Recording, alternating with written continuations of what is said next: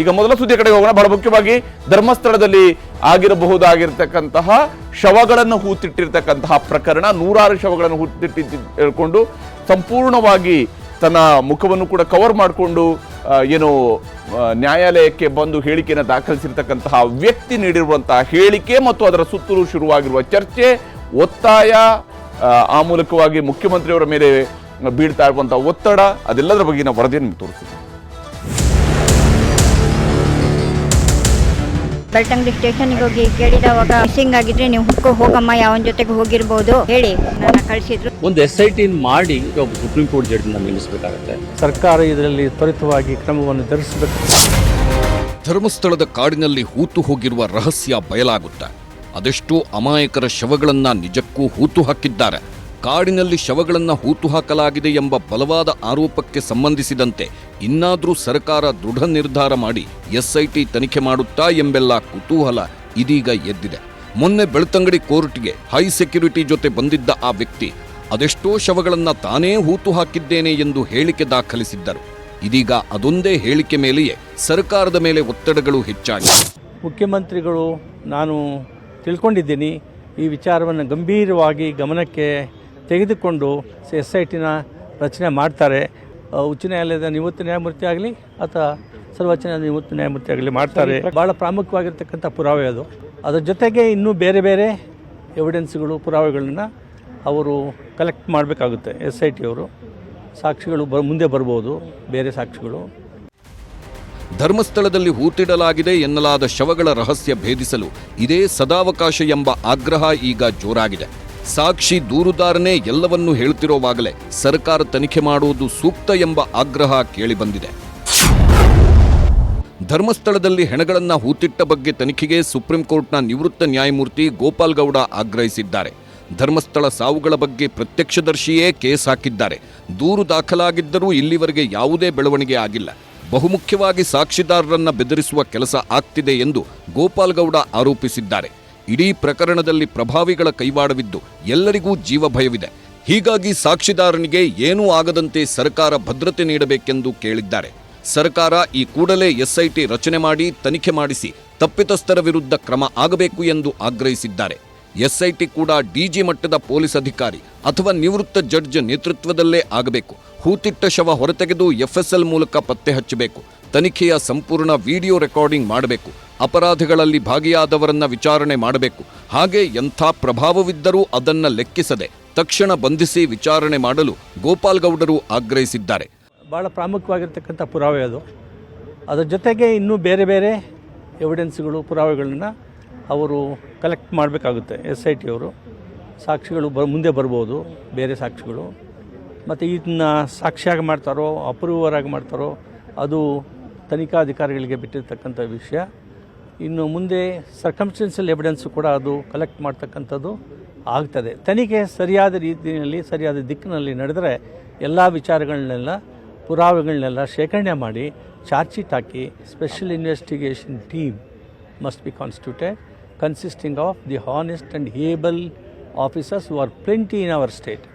That must be monitored by a retired judge of Supreme Court ಆಗಲಿ ಅಥವಾ ಸರ್ವೋಚ್ಚ ನ್ಯಾಯಾಲಯದ ನ್ಯಾಯಮೂರ್ತಿ ಆಗಲಿ ಮಾಡಬೇಕು ಅಂತ ಬೇಡಿಕೆ. ಅದನ್ನು ಗಮನಕ್ಕೆ ತಗೊಂಡು ಮಾಡ್ತಾರೆ ಅಂತ ನಮ್ಮ ನಂಬಿಕೆ. ಧರ್ಮಸ್ಥಳ ಶವರಹಸ್ಯದ ತನಿಖೆಗೆ ಒತ್ತಡ ಶುರು ಮಾಡಿದ್ದೇ ರಾಜ್ಯ ಮಹಿಳಾ ಆಯೋಗ. ಸಿಎಂ ಸಿದ್ದರಾಮಯ್ಯ ಹಾಗೂ ದಕ್ಷಿಣ ಕನ್ನಡ SPಗೆ ಪತ್ರ ಬರೆದಿದ್ದ ರಾಜ್ಯ ಮಹಿಳಾ ಆಯೋಗ ಪ್ರಕರಣ ಸಂಬಂಧ ಸಮಗ್ರ ಮತ್ತು ನಿಷ್ಪಕ್ಷಪಾತ ತನಿಖೆಗಾಗಿ SIT ತಂಡ ರಚಿಸುವಂತೆ ಮನವಿ ಮಾಡಿತ್ತು. ಅದಾಗುತ್ತಲೇ ನಿನ್ನೆ ವಕೀಲರ ನಿಯೋಗ ಕೂಡ ಸಿಎಂ ಸಿದ್ದರಾಮಯ್ಯ ಭೇಟಿ ಮಾಡಿತ್ತು. ಸಾಮೂಹಿಕ ಹತ್ಯೆ, ಅತ್ಯಾಚಾರ, ಶವಗಳನ್ನು ಹೂತಿಟ್ಟಿರುವ ಬಗ್ಗೆ ಚರ್ಚೆಗಳು ಆಗ್ತಿದ್ದು ಆದಷ್ಟು ಬೇಗ SIT ರಚಿಸಿ ತನಿಖೆಗೆ ಆದೇಶಿಸುವಂತೆ ಸಿಎಂ ಸಿದ್ದರಾಮಯ್ಯನವರಿಗೆ ಮನವಿ ಮಾಡಲಾಗಿದೆ. ಒಂದು SIT ಮಾಡಿ ಆ SITನ ಗೈಡ್ ಮಾಡಲಿಕ್ಕೆ ಮತ್ತು ಅದನ್ನ ಸೂಪರ್ವಿಷನ್ ಮಾಡಲಿಕ್ಕೆ ಒಬ್ಬ ಸುಪ್ರೀಂ ಕೋರ್ಟ್ ಜಡ್ಜ್ನ ನೇಮಿಸಬೇಕಾಗತ್ತೆ. ಅದ್ರ ಜೊತೆಗೆ ಒಬ್ಬ ಪ್ರಾಸಿಕ್ಯೂಟರ್, ಒಬ್ಬ ಈ ಕ್ರಿಮಿನಲ್ ನಾಲೆಡ್ಜ್ ಇರುವಂತ ಒಬ್ಬ ಪ್ರಾಸಿಕ್ಯೂಟರ್ನ ಅಸಿಸ್ಟ್ ಮಾಡೋ ತರ ಮಾಡಬೇಕಾಗತ್ತೆ. ಅದ್ರ ಜೊತೆಗೆ ಎಂಟೈರ್ ಆ ಬಾಡಿಗಳನ್ನ ತೆಗೆದಾಗ ಅದನ್ನ ಫೋಟೋಗ್ರಾಫ್ ಮಾಡಬೇಕಾಗತ್ತೆ, ವಿಡಿಯೋಗ್ರಾಫ್ ಮಾಡಬೇಕಾಗತ್ತೆ. ಅದ್ರ ಜೊತೆಗೆ FSL ಅವರು, ಫೊರೆನ್ಸಿಕ್ ಸೈನ್ಸ್ ಅವರು ಜೊತೆಯಲ್ಲಿ ಇರಬೇಕಾಗತ್ತೆ. ಇದೆಲ್ಲವನ್ನು ಕೂಡ ನಾವು ಮುಖ್ಯಮಂತ್ರಿಗಳನ್ನ ಕೇಳ್ಕೊಂಡಿದೀವಿ. ಮುಖ್ಯಮಂತ್ರಿಗಳು ಒಪ್ಕೊಂಡಿದ್ದಾರೆ. ಧರ್ಮಸ್ಥಳ ರಹಸ್ಯ ಭೇದಿಸಲು ಎಸ್ಐಟಿ ತನಿಖೆ ಆಗಲೇಬೇಕೆಂಬುದು ಎಲ್ಲರ ಆಗ್ರಹ. ಹಾಗಿದ್ದರೆ ಇದ್ದಕ್ಕಿದ್ದಂತೆ ಎಸ್ಐಟಿ ಮೂಲಕ ತನಿಖೆ ಆಗಬೇಕು ಎಂಬ ಕೂಗು ಎದ್ದಿರೋದು ಏಕೆ ಎಂಬುದನ್ನ ಗಮನಿಸಲೇಬೇಕು. ಹಲವು ಶವಗಳನ್ನು ಧರ್ಮಸ್ಥಳದ ಪರಿಸರದಲ್ಲಿ ಹೂತಿಟ್ಟಿರುವ ಬಗ್ಗೆ ಆರೋಪಗಳು ದಿನೇ ದಿನೇ ಹೆಚ್ಚಾಗುತ್ತಿವೆ. ನಿಜಕ್ಕೂ ಶವಗಳನ್ನು ಹೂತಿದ್ದಾರೆಯೇ ಎಂದು ತಿಳಿಯಲು ಎಸ್ಐಟಿ ತನಿಖೆಗೆ ಆಗ್ರಹಿಸಲಾಗುತ್ತಿದೆ. ಕೋರ್ಟ್ ಮುಂದೆ ವ್ಯಕ್ತಿಯೊಬ್ಬ ದಾಖಲಿಸಿರುವ ಹೇಳಿಕೆ ಆಧರಿಸಿ ತನಿಖೆ ನಡೆಸಬೇಕು. ಹೆಚ್ಚು ಶವಗಳು ಇರುವ ಶಂಕೆ ಇರೋದ್ರಿಂದ ಎಸ್ಐಟಿಯಿಂದ ಮಾತ್ರ ತನಿಖೆ ಸಾಧ್ಯ ಎಂಬುದು ಎಲ್ಲರ ವಾದ. ಪ್ರತಿ ಶವದ DNA ಪರೀಕ್ಷೆ ಸೇರಿದಂತೆ ಸಂಪೂರ್ಣ ತನಿಖೆಗೆ ಎಸ್ಐಟಿ ಅವಶ್ಯಕವಾಗಿದೆ. ಸ್ಥಳೀಯ ಪೊಲೀಸರ ಮೇಲೆ ನಿಷ್ಪಕ್ಷಪಾತ ತನಿಖೆ ಸಾಧ್ಯವಿಲ್ಲ ಎಂಬ ಆರೋಪಗಳು ಕೇಳಿಬರುವ ಕಾರಣಕ್ಕೆ ಎಸ್ಐಟಿಗೆ ಒಪ್ಪಿಸಲೇಬೇಕು. ಎಸ್ಐಟಿ ರಚಿಸಿದ್ರೆ ಎಲ್ಲ ಪ್ರಕರಣಗಳ ಬಗ್ಗೆ ತನಿಖೆ ನಡೆಸಲು ಸುಲಭವಾಗುತ್ತೆ ಎಂಬ ವಿಶ್ವಾಸ ಎಲ್ಲರಲ್ಲೂ ಇದೆ. SITನ ರಚನೆ ಮಾಡ್ತಾರೆ. ಉಚ್ಚ ನ್ಯಾಯಾಲಯದ ನಿವೃತ್ತ ನ್ಯಾಯಮೂರ್ತಿ ಆಗಲಿ ಅಥವಾ ಸರ್ವೋಚ್ಚ ನ್ಯಾಯಾಲಯದ ನಿವೃತ್ತ ನ್ಯಾಯಮೂರ್ತಿ ಆಗಲಿ ಮಾಡ್ತಾರೆ. ಒಂದು SIT ಮಾಡಿ ಒಬ್ಬ ಸುಪ್ರೀಂ ಕೋರ್ಟ್ ಜಡ್ಜನ್ನ ನೇಮಿಸಬೇಕಾಗತ್ತೆ. ಯಾವಾಗ ಧರ್ಮಸ್ಥಳದ ಪರಿಸರದಲ್ಲಿ ಅಪರಿಚಿತ ಶವಗಳನ್ನು ತಾನು ಹೂತಿಟ್ಟಿದ್ದೇನೆ ಎಂಬುದರ ಬಗ್ಗೆ ಓರ್ವ ವ್ಯಕ್ತಿ ಕೋರ್ಟ್ನಲ್ಲಿ ಹೇಳಿಕೆ ದಾಖಲಿಸಿದ್ನೋ ಆಗ ಈ ಹಿರಿಜೀವಕ್ಕೆ ಕಡೆಯ ಆಸೆಯೊಂದು ಮೊಳೆತಿದೆ. ಅದುವೇ 22 ವರ್ಷಗಳ ಹಿಂದೆ ಅದೇ ಧರ್ಮಸ್ಥಳದ ಪರಿಸರದಲ್ಲಿ ನಾಪತ್ತೆಯಾದ ತನ್ನ ಮಗಳು ಅಸ್ಥಿಪಂಜರ ರೂಪದಲ್ಲಾದರೂ ಸಿಗಬಹುದೇ ಎಂಬ ಆಸೆ. ಅದೇ ನಿರೀಕ್ಷೆಯೊಂದಿಗೆ ಅವರು ಪೊಲೀಸ್ ಠಾಣೆಯ ಮೆಟ್ಟಿಲೇರಿದ್ದಾರೆ. ಮೊದಲು ದಕ್ಷಿಣ ಕನ್ನಡದ SPಯನ್ನ ಭೇಟಿಯಾಗಿ ಮಗಳ ಅಸ್ಥಿಪಂಜರ ಸಿಕ್ಕರೆ DNA ಪರೀಕ್ಷೆ ಮಾಡಿ ತನಗೆ ಹಸ್ತಾಂತರಿಸಿ ಅದಕ್ಕೊಂದು ವಿಧಿವಿಧಾನದ ಅಂತ್ಯ ಸಂಸ್ಕಾರ ನಡೆಸ್ತೇನೆ ಎಂದು ಬೇಡಿಕೊಂಡಿದ್ದಾರೆ. 2 ಕೈಯಲ್ಲೂ ಮಾರ್ಕಿದೆ, ಕೈ ಬೆಂಡಾಗಿದೆ, ಈ ಕೈ ನೋಡಿ ಬೇಕಾಗಿದೆ. ಯಾರು ಅಂತ ಗೊತ್ತಿಲ್ಲ ನನಗೆ ಆವಾಗ ಅಷ್ಟು ನಾನು ಇದಿರಲಿಲ್ಲ. ಆಮೇಲೆ ಹೊಡೆದವಾಗ ನನಗೆ ಪ್ರಜ್ಞೆ ತಪ್ಪಿ ಬಿದ್ದಿದ್ದೀನಿ. DNA ಟೆಸ್ಟ್ ಮಾಡಿ ಏನಾದರೂ ನನ್ನ ಮಗಳ ಅಸ್ಥಿ ಸಿಕ್ಕಿದರೆ ಅವಳನ್ನು ಸನಾತನ ಹಿಂದೂ ಬ್ರಾಹ್ಮಣ ಪ್ರಕಾರ ಸಂಪ್ರದಾಯದ ಪ್ರಕಾರ ಅವಳನ್ನು ಒಂದು ಆತ್ಮಕ್ಕೆ ಮೋಕ್ಷ ಸಿಗಬೇಕು ಅಂತ ಹೇಳಿ ನಾನು ಜೊತೆಗೆ ಅಷ್ಟೇ ಅದೇ ಮಾತೆ ಆಡಿರೋದು. ನನಗೆ ಯಾರೂ ಸಪೋರ್ಟ್ ಇಲ್ಲ, ಯಾರೂ ಇಲ್ಲ, ನನಗೆ ಬಂಧು ಇಲ್ಲ, ಬಳಗ ಇಲ್ಲ, ಇರುವ ಒಬ್ಬಳ ಮಗಳ. ಇಷ್ಟಕ್ಕೂ ಈ ಸುಜಾತಾ ಭಟ್ ಅವರು ಅನುಭವಿಸುತ್ತಿರುವ ನೋವಿಗೆ ಬರೋಬ್ಬರಿ 22 ವರ್ಷಗಳ ಇತಿಹಾಸವಿದೆ. 2003ರಲ್ಲಿ ತನ್ನ ಮುದ್ದಾದ ಮಗಳನ್ನ ಕಳೆದುಕೊಂಡ ಘಟನೆಯನ್ನ ನೆನೆದು ಈಗಲೂ ಕಣ್ಣೀರು ಹಾಕುತ್ತಿದ್ದಾರೆ. ಮಗಳ ಹುಡುಕಲು ಬಂದಾಗ ದಾಳಿ. ಇವರ ಹೆಸರು ಸುಜಾತಾ ಭಟ್ ಅಂತ.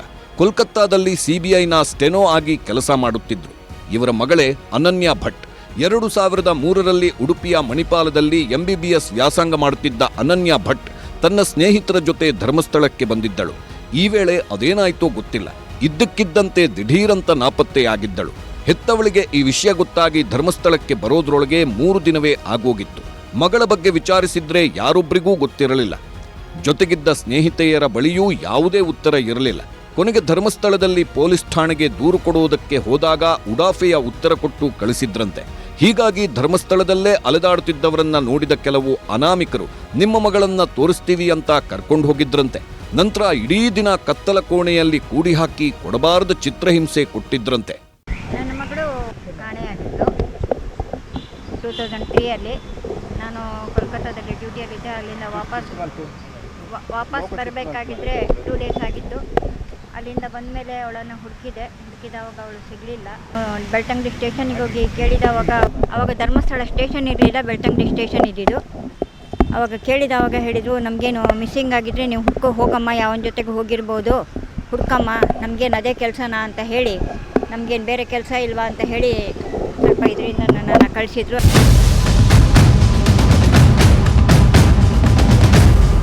ಈ ತಾಯಿಗಿರೋದು ಒಂದೇ ಆಸೆ, ಮಗಳು ಏನಾದ್ಲೋ ಗೊತ್ತಿಲ್ಲ, ಬದುಕಿದ್ದಾಳೆ ಅನ್ನೋ ನಂಬಿಕೆಯೂ ಇಲ್ಲ.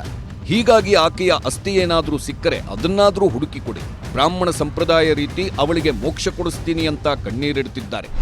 ಟೆಸ್ಟ್ ಮಾಡಿ ಏನಾದರೂ ನನ್ನ ಮಗಳ ಅಸ್ಥಿ ಸಿಕ್ಕಿದ್ರೆ ಅವಳನ್ನು ಸನಾತನ ಹಿಂದೂ ಬ್ರಾಹ್ಮಣ ಪ್ರಕಾರ ಸಂಪ್ರದಾಯದ ಪ್ರಕಾರ ಅವಳನ್ನು ಒಂದು ಆತ್ಮಕ್ಕೆ ಮೋಕ್ಷ ಸಿಗಬೇಕು ಅಂತ ಹೇಳಿ ನಾನು ಜೊತೆಗೆ ಅಷ್ಟೇ ಅದೇ ಮಾತೆ ಆಡಿರೋದು. ಹೀಗೆ SIT ತನಿಖೆ ಆಗಬೇಕು, ಹೂತಿಟ್ಟಿರುವ ಸತ್ಯ ಹೊರಗೆ ಬರಬೇಕು ಎಂಬೆಲ್ಲ ಬೆಳವಣಿಗೆಗಳ ಮಧ್ಯೆಯೇ ದಕ್ಷಿಣ ಕನ್ನಡ ಜಿಲ್ಲಾ SP ಅರುಣ್ ಕೆಲವೊಂದು ಸ್ಪಷ್ಟನೆ ನೀಡಿದ್ದಾರೆ. ತನಿಖೆಯ ಪ್ರಗತಿ, ಮುಂದೆ ಆಗಬೇಕಾಗಿರುವ ತನಿಖೆ, ಹೀಗೆ ಎಲ್ಲ ಗೊಂದಲ ಊಹಾಪೋಹಗಳಿಗೆ ಉತ್ತರ ಕೊಟ್ಟಿದ್ದಾರೆ. ಘಟನೆಗೆ ಸಂಬಂಧಿಸಿದಂತೆ ಸುಪ್ರೀಂ ಕೋರ್ಟ್ನಲ್ಲಿ ಈಗಾಗಲೇ ಅರ್ಜಿ ಸಲ್ಲಿಕೆ ಆಗಿರುವ ಬಗ್ಗೆ ತನಿಖಾಧಿಕಾರಿಗಳಿಗೆ ಇತ್ತೀಚೆಗೆ ಮಾಹಿತಿ ಬಂದಿದ್ದು, ಈ ವಿಷಯವನ್ನ ಪ್ರಕರಣದ ತನಿಖಾಧಿಕಾರಿಗಳ ಗಮನಕ್ಕೆ ಸಾಕ್ಷಿ, ದೂರುದಾರರು ಅಥವಾ ಅವರ ಪರವಾದ ವಕೀಲರು ತಂದಿರುವುದಿಲ್ಲ. ಈ ಮಾಹಿತಿಯನ್ನ ಪರಿಶೀಲಿಸಬೇಕಾಗಿರುತ್ತದೆ. ಸಮಾಧಿ ಅಗೆಯುವ ಪ್ರಕ್ರಿಯೆಯು ಮುಗಿಯುತ್ತಿದ್ದಂತೆ ಸಾಕ್ಷಿ ದೂರುದಾರನು ತಲೆಮರೆಸಿಕೊಳ್ಳುವ ಸಾಧ್ಯತೆ ಇದೆ ಎಂದು ಸ್ಥಳೀಯ ವ್ಯಕ್ತಿಗಳಿಂದ ಗುಪ್ತ ಮಾಹಿತಿ ದೊರಕಿರುತ್ತದೆ. ಇದೇ ಕಾರಣಕ್ಕಾಗಿ ಸೂಕ್ತ ತನಿಖಾ ಪ್ರಕ್ರಿಯೆಯನ್ನ ಅನುಸರಿಸದೆ ಸಮಾಧಿ ಅಗೆಯುವ ಪ್ರಕ್ರಿಯೆಯನ್ನ ನಡೆಸಲು ಆತುರ ತೋರುತ್ತಿರುವಂತೆ ಸುದ್ದಿ ಹರಿದಾಡುತ್ತಿದೆ. ಈ ವಿಷಯವನ್ನ ಸಾಕ್ಷಿದಾರರ ಪರವಾದ ವಕೀಲರಿಗೂ ತಿಳಿಸಲಾಗಿದೆ ಹಾಗೂ ಈ ಸಾಧ್ಯತೆಗಳನ್ನ ಪರಿಶೀಲಿಸಲಾಗುತ್ತಿದೆ. ಸಾಕ್ಷಿ ದೂರುದಾರ ಸಮ್ಮತಿಸಿದ್ದಲ್ಲಿ ಆತನ ಬ್ರೈನ್ ಮ್ಯಾಪಿಂಗ್, ಫಿಂಗರ್ ಪ್ರಿಂಟ್ ಮತ್ತು ನಾರ್ಕೋ ಅನಾಲಿಸಿಸ್ ಪರೀಕ್ಷೆಗಳನ್ನು ನಡೆಸಲು ಅನುಮತಿಸುವಂತೆ ಪ್ರಕರಣದ ತನಿಖಾಧಿಕಾರಿಗಳು ಮಾನ್ಯ ನ್ಯಾಯಾಲಯಕ್ಕೆ ವರದಿಯನ್ನ ಸಲ್ಲಿಸಿರುತ್ತಾರೆ.